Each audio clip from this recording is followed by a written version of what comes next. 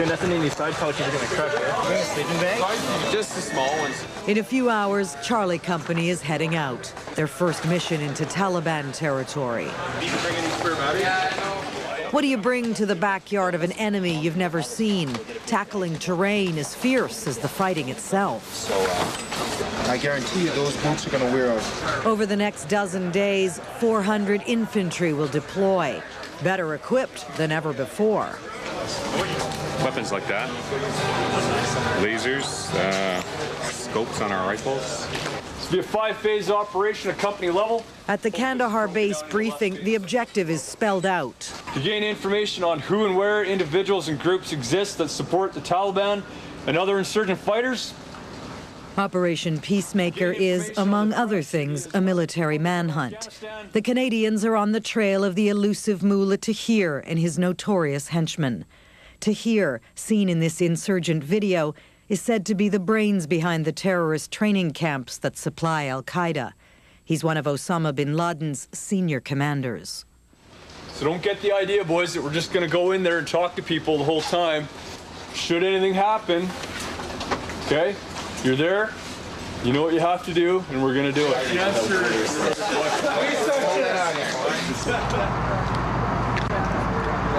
This journey will test them physically and psychologically.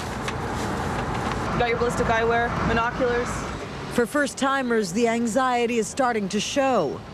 For others, like Master Corporal Tom Cole, 20 years a soldier on this, his last mission, well-oiled coping skills kick in. You don't try to think about the really super dangerous things. You just look at, how to complete the mission without failing. Does that mean like nothing scares you? I wouldn't say nothing scares me. It's just there's more important things to worry about than fear. If it's Taliban, either capture them or kill them. No, simple as that.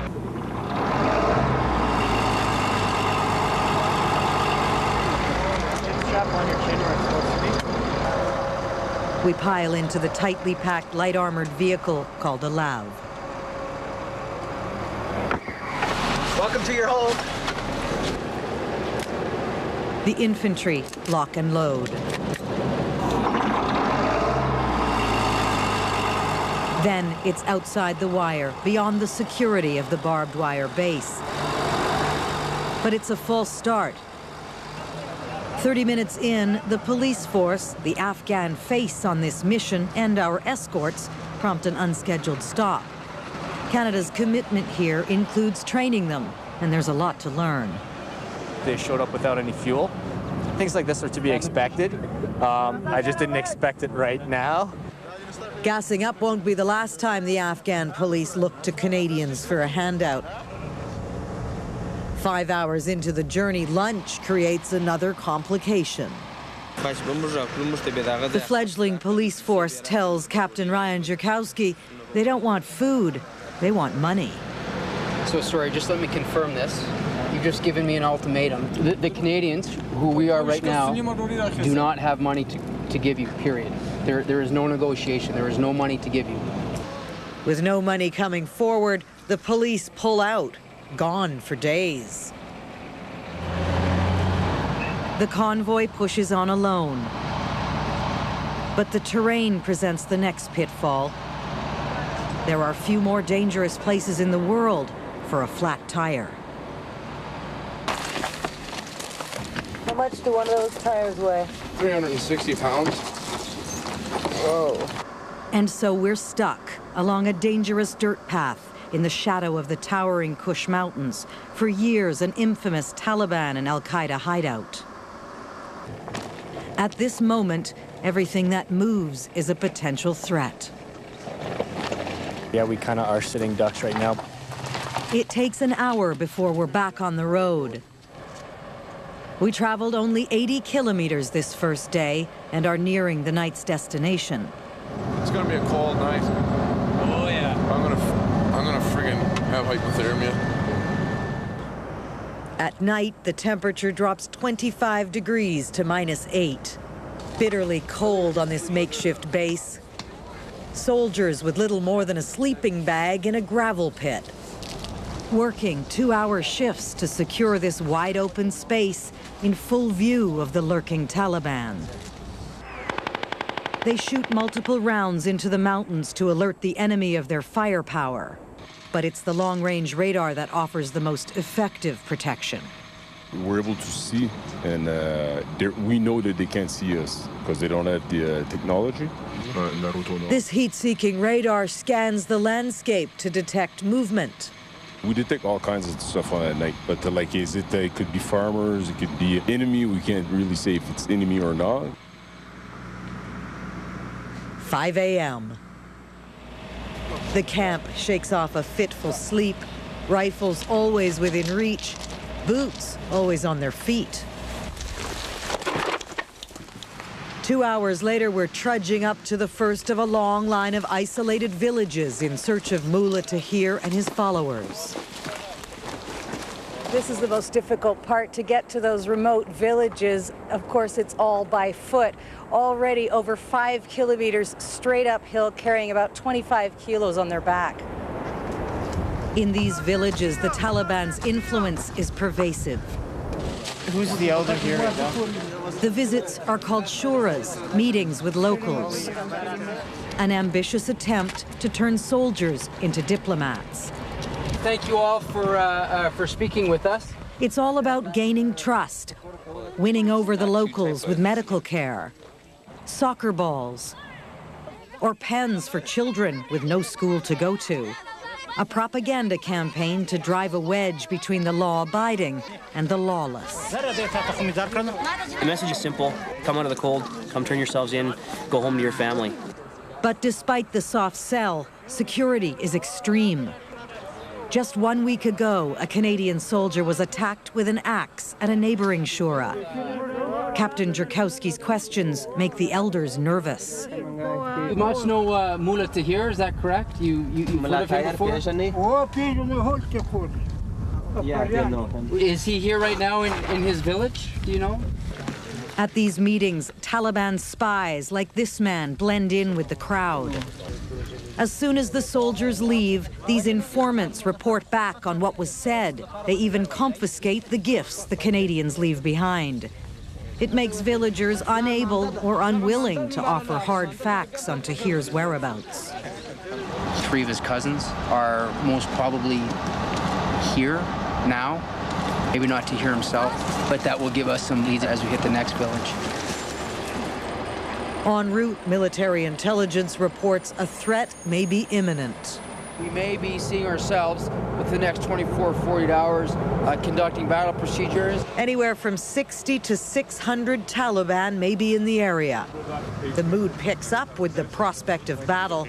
Despite the danger, the soldiers seem loose. I can always see people getting relaxed. All right, now that we have this threat, I want you to be alert. If we do take indirect fire, yes, it's going to be a shock, but you got to tell your driver to punch it through. You got to roll through. Do not stop. Tell that driver to punch, punch, punch. See, that's not The threat gives new purpose to the search for Mullah Tahir. That's not real Russia. It's from this village he lived and recruited militants for Al-Qaeda's terrorist training camps. But no sign of him. No sign of him. Do you feel you've come any closer in all of these? Certainly not with the engagements that the leaders' engagements that we've just undertaken. This is all that remains of Tahir's mud-walled home. The locals destroyed it. Taj Abdul believes the rumors that Tahir is hiding in Pakistan, but says his followers return regularly to terrorize the village. By day 5, we're closing in on one of the most notorious landmarks in the war on terror. Those big mountains, what we call the belly button, and it's known as a Taliban sanctuary, an area where Taliban fighters can regroup and get ready before they push out into other parts of the country. The U.S. military claims to have killed 500 Taliban in and around the belly button. By nightfall, Master Corporal Cole and the rest of Charlie Company are anxious to get there and flush out more. Give me some understanding of the honest to God, the morale change when the word came out that we were heading for the belly button. Well, you know, Army guys like blowing stuff up. That's just nature of the beast. Oh, nice shot. A night flare lights up the mountain, their ultimate target. But in the morning, the sudden appearance of a convoy that will alter their mission. As the dust clears, like a scene from a desert drama, the battle group commander, Colonel Ian Hope, arrives with the final word. Well, I'll go over what I want you to do. Okay, sir. Charlie Company, it turns out, is not going into the belly button. They'll guard the periphery instead. Hope knows his orders are a letdown. Your soldiers are jacked up, to use their word. They're jacked up. Yes. They want to find an enemy. They want to find an enemy. They want to engage that enemy. They want to kill the enemy. At a soldier level, that means success. It validates years and years of training. I understand that perfectly. That chance may come. It may not come. You're thinking like I am. The colonel works the crowd to lift morale. As word spreads, their counterparts in Alpha Company will take the lead and take us with them. When we return, the most dangerous part of the mission. There's always casualties. Will these Canadian soldiers be able to claim success? Let's get it on. The convoy navigates the narrow walls that encase the legendary Gombad village in southern Afghanistan. Canadians are becoming a fixture here.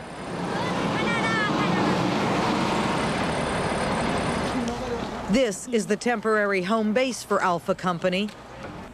They call it the Red Devil Inn. Soldiers separated from locals by only a run of razor wire. Here it's no flak jackets, no helmets. Soldiers can relax. But relaxation is a relative word in Gombad. They still sleep with one eye open. This safe house is the closest point to Operation Belly Button. It's right on their doorstep. Compared to the gravel pit, life in this compound seems civilized, but it's a false sense of security. Gunshots ring out. Going out to our car. You guys, let's go. I'm with you. Let's go. Organized chaos as Alpha Company races to respond. Contact report continues, sir. Explosion went off. 1 times IED and 1 times enemy seen in the hills. An IED, improvised explosive device, a roadside bomb. But the enemy miscalculated, missing the convoy. The 38 men of Captain John Croucher's platoon are unharmed. We engaged. By the way the terrain is out there, these guys, they know it well and they disappear quickly. So you don't know if you hit the guy? Oh, I can pretty well guarantee we didn't. What does it do to you when something like that happens? Bring it on. Let's go. It is now on. They have now physically tried to hurt me personally, so let's get it on. Canadian reinforcements are choppered in, sights fixed on the belly button. It's the eve of the operation and a final briefing. Call sign 1-2. Sir. You will infiltrate the belly button? Call sign 1-2, Croucher's men. The maneuver assault unit will be the sharp end of the spear.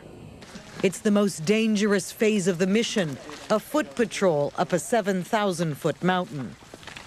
Well, it's better than driving up and down the roads. We get blown up there. Anytime I work as a medic, there's always casualties. Hopefully they'll throw down their arms and they'll come along. If not, then it's time to pull the trigger. They prep their guns. Gear up. Order of march, facing out towards the gate.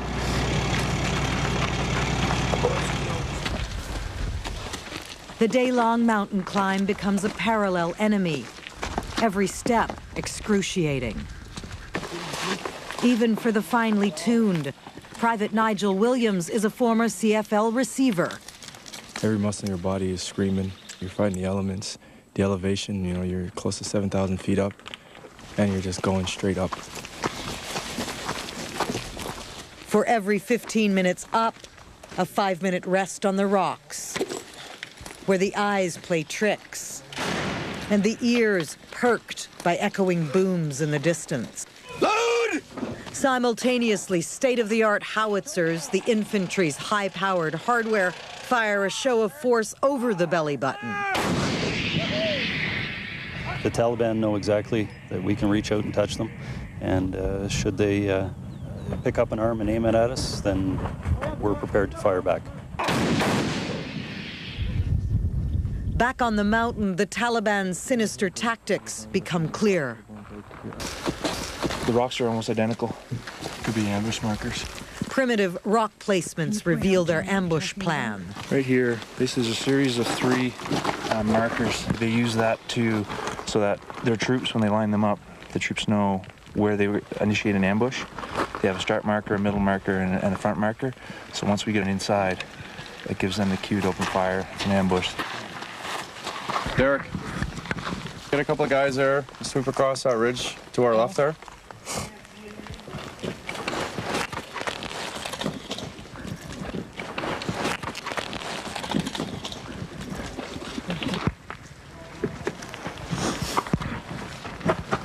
After searching caves, the soldiers report back to Captain Croucher. It's safe to keep moving. 4 more hours, and we're at the peak of the sweeping Kush Mountains. Immediately, marksmen from all sides spot activity off in the distance. Right off to the right-hand side in the low ground. There's no quick movement or anything happening right now, so obviously they don't know we're here. We were told there was like 20 people in the village, but Chuck's doing a quick count right now. We're counting at least 20 adult men. When everyone is in position, what happens? Everybody's moving in. These guys are all of a sudden going to get flooded with, all right, they're coming this way, they're coming this way, they're coming this way. So all of a sudden they're going to make their call, say, okay, safest place to go, into the hills. And here we are. Nobody's going to be able to sneak in there. No. We'll see them there, and then we'll just pop over on the other side and put the drop on them. Poised for battle, ready for the enemy. Then, at the last minute, a change of plan. This is Orion 1-2. By the sounds of it, the intent to push into the 2 objectives has been canceled. The threat in the villages below has disappeared. Mission is the Special Forces guys aren't going in. No light show today. No. It's too late to climb back down. Disheartened and drained, the frigid mountain ridge offers little comfort. Here we are here again today after all the humping that we did this morning. And the chances of maybe seeing them are slim now, so it is very, very frustrating. But before the sun sets, Colonel Ian Hope reappears to confirm the intelligence has changed. Some reports that we're getting of a massing of Taliban to attack is not correct. So weeks in the planning and close to 400 troops deployed, and the Taliban are gone. Canadian forces trumped by the simplest form of communication imaginable, walkie-talkies that bounce messages from one mountain ridge to the other. Well, the walkie-talkies that they're repeating the messages over these mountains, you could buy at Canadian Tire. It seems fairly simplistic. Yeah, it does, but it's effective. So are we following ghosts then? Not at all. We know where some of them are. We know which villages they're in. It's extremely difficult for us to go in and pick which one is a Taliban and which one is a local. Not really ghosts. It's just the law and the rules of engagement that we have to follow. Rules of engagement in this mission, for the first time in years, allow Canadian infantry to fight back. But as Alpha Company returns to the Red Devil Inn, the enemy remains elusive. Hope gathers his men around a campfire to zero in on the upside. You're achieving something that no one has achieved here yet in Afghanistan. A battalion forward deployed outside the wire, living in the field, in the midst of the enemy, and sustaining themselves. A significant accomplishment in this complex mission, but psychologically hollow for soldiers trained to fight. It's kind of like a boxer, right? He trains his whole career for that one fight, and if he never gets to get in the ring and fight, it's the same thing. And if the Taliban want to come out and play, they can. We're waiting. As the 12 days of Operation Peacemaker end, the next mission is only days away.